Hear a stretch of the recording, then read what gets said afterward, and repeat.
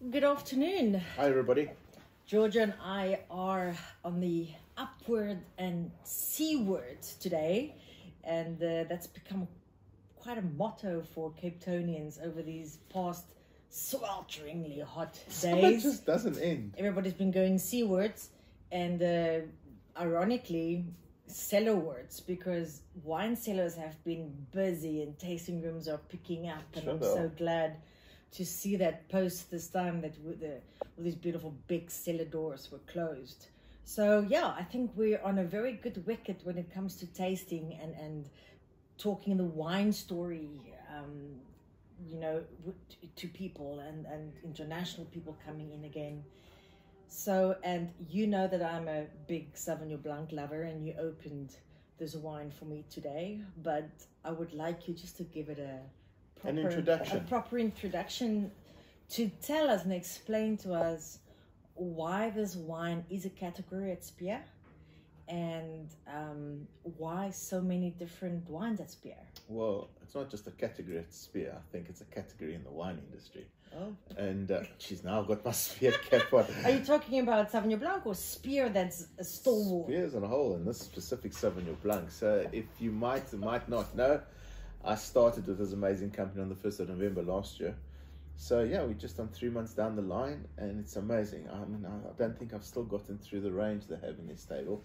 I'm speaking under correction, just on 45 different wines. But again, that's from de-alkalized through to your 5.5% alcohol, your signature range, the Seaward range, and then the flagship ranges, which I'll talk about just now. Are people buying de-alkalized?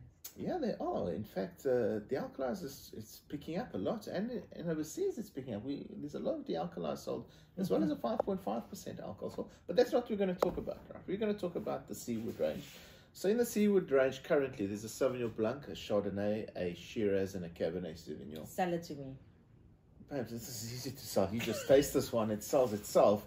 But this is the link. This is the bridge between the signature range, which is our lifestyle range. Exceptional value for money, good flavors, wines that you can enjoy every day without feeling guilty, of course.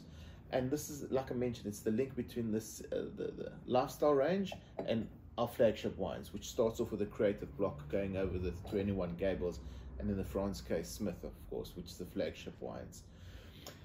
These grapes, Seaward, I mean, they're all in extremely close proximity to the ocean, so you've got that amazing Atlantic Ocean sea breeze that influences the growing of the grapes. All east slope facing, if I'm not mistaken, average 15-year-old vines.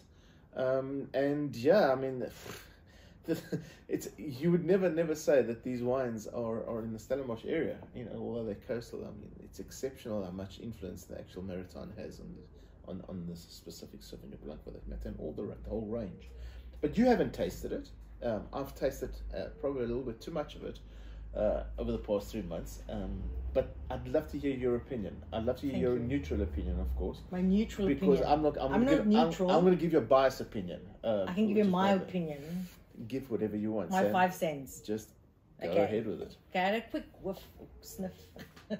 And what I love about it, the intrigue about it, is there's a sweet herbaceous tone, not a green tone. Herbaceous like in fresh parsley, fresh basil, fresh thyme.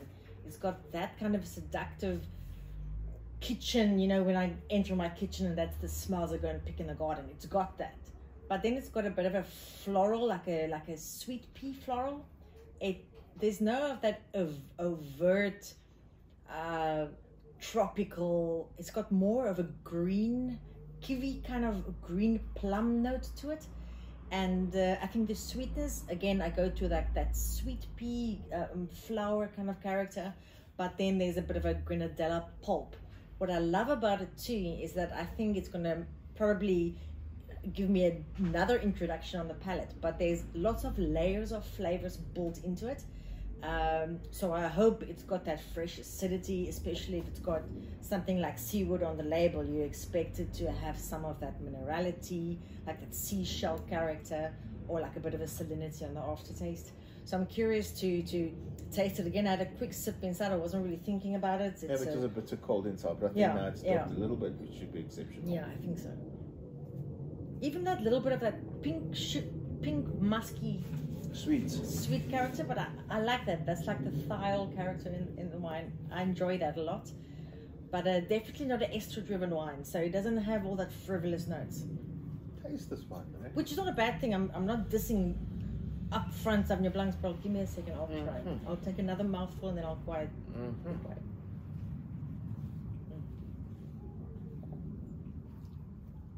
It's got a hello, I'm here. So there's a lot of intensity from the sip go. From the sip go. Okay.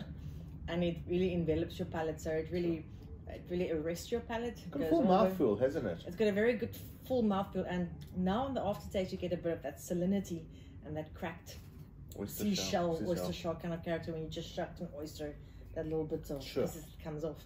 So I think the wine there's enough intrigue, and then what I love about Sauvignon Blanc is that crunchy freshness, almost like a green apple freshness. It's got that mid to long palate too, which I enjoy, which you don't find quite often, especially on a 2021 Sauvignon Blanc. What's giving it almost that lemon cream, almost like a lemon flaked pastry? Could it not be the 3 months of lease contact? Okay, yeah. So that's obviously adding 3 months. That's obviously adding a bit of a creaminess. I think it needs that, because otherwise it probably would have been too lean. I'm not exactly sure where they're from. Coastal region? Are you gonna? Sam, I'm not 100. Tigerberg Hills. Tigerberg Hills. Okay, so it really stands out there to receive the ocean breezes. So, and that's what Sauvignon Blanc loves. So cool evenings, moderate days, good ripening period. I mean, this wine's exceptional. And you understand why I say it's the perfect link between the signature range and the creative block range. Price wise? 120 rand a bottle. Super. Yep. Super. Excuse the dog. Mid palate, round palate, comes again, and it's a wine that you can drink another 2-3 glasses. Like you so correctly said earlier, it demands attention as a Sauvignon Blanc specifically. Well, I'm very curious to see what we paired. We've got some fresh black pigs in figs. Black figs, Parma ham, in season. Georgia got us some proper Parma. Okay.